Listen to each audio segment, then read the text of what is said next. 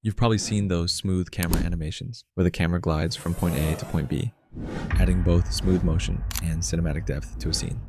It might look complex, but it's actually super simple. Today, I'll show you how to create that effect in CapCut for PC. It's all about mastering the frames. First, let's understand what a frame is.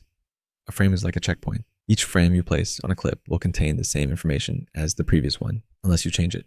For example, if we change the information from the second frame, let's say we scale the clip from frame A 100% to frame B 50%, the clip will gradually reduce in size from point A to point B. The same applies to position X and Y and rotation.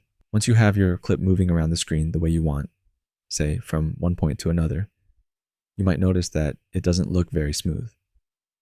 To make it appear as if it's gliding, we need to apply variable speed animation. To do this, right-click on the clip and select this option. You can also assign a custom keybind to open it more quickly. To set that up, come here and you'll likely see an empty field right here. Just choose the shortcut that works best for you. Now open the variable speed animation for the clip we want to smooth out and just follow along with me. Yes, it's that easy. Just click on each point one by one and select this option. You can also experiment with this setting to make your clip do things like this. But from here, it's all up to your imagination. Consider subscribing if you enjoyed the video, and let me know which CapCut feature you'd like to learn next. As soon as we hit 1,000 subscribers, I'm dropping something big. Stay tuned.